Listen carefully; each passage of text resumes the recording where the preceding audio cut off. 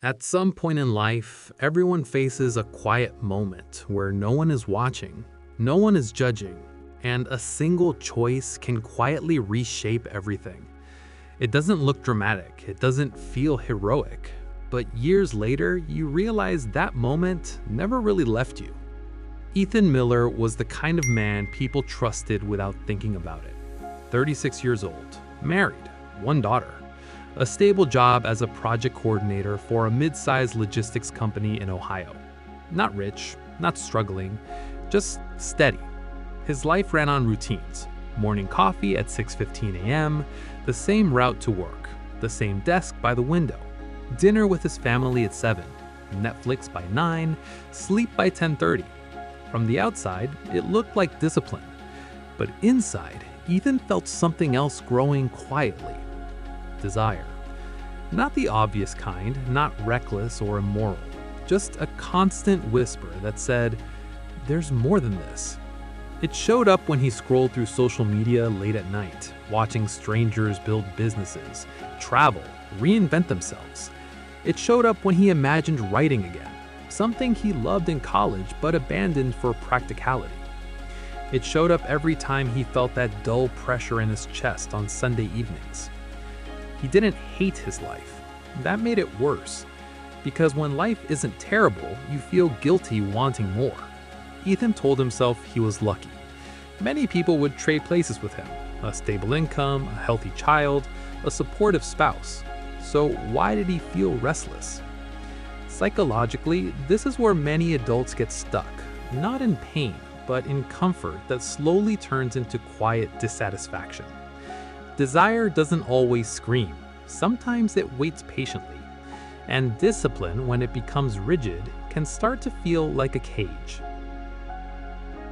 The turning point didn't arrive as a crisis.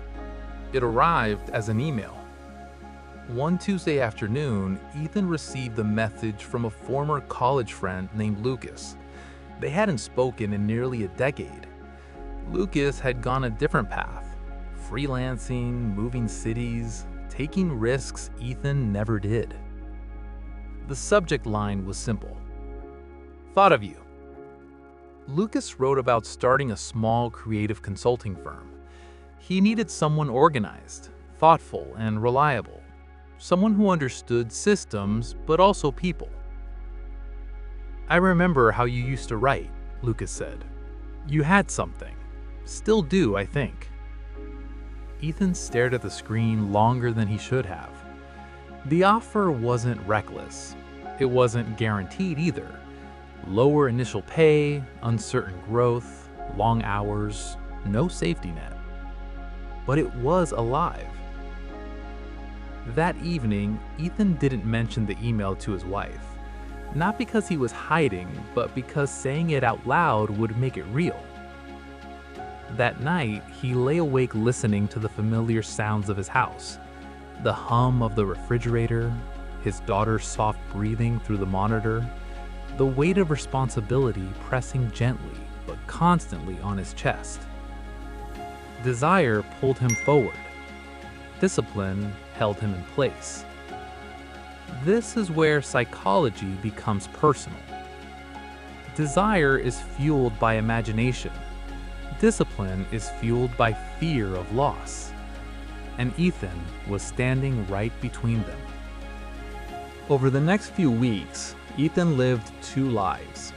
By day, he worked diligently, answering emails, attending meetings, smiling at coworkers. By night, he imagined a different future. He read articles about career pivots. He wrote again, quietly, after everyone went to sleep. But imagination has a cost. He became distracted, less patient. His wife noticed. She asked if something was wrong. Just tired, he said. The truth was heavier than tiredness. Eventually, the tension demanded resolution. One Saturday morning, Ethan finally told his wife about the offer. He expected fear, maybe disappointment. Instead, she listened quietly. Then she said something that surprised him.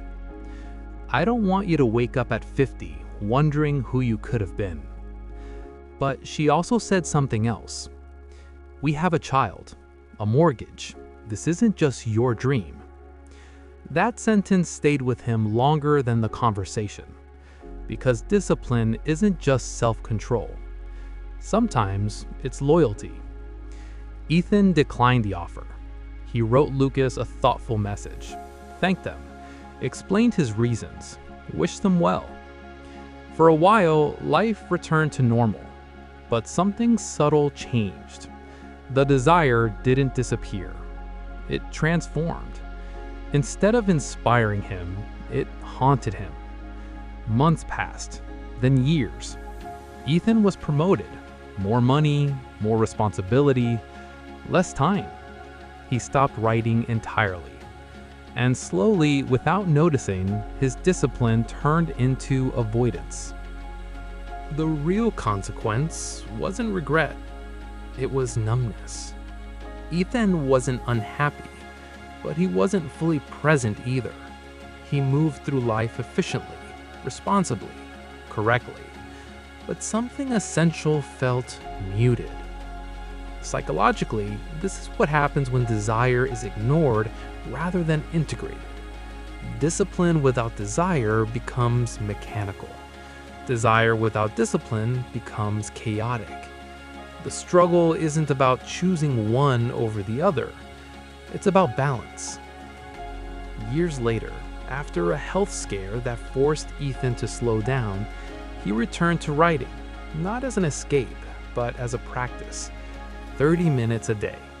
No grand dreams, no fantasy outcomes, just honesty. And something remarkable happened. His desire stopped feeling like an enemy. His discipline stopped feeling like a prison.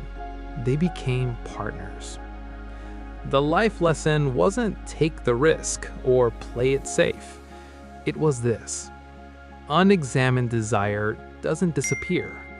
Unflexible discipline eventually breaks. A meaningful life requires listening to both and choosing consciously again and again. So here's the quiet question this story leaves behind. What desire have you been postponing in the name of discipline? And what discipline have you been avoiding in the name of desire?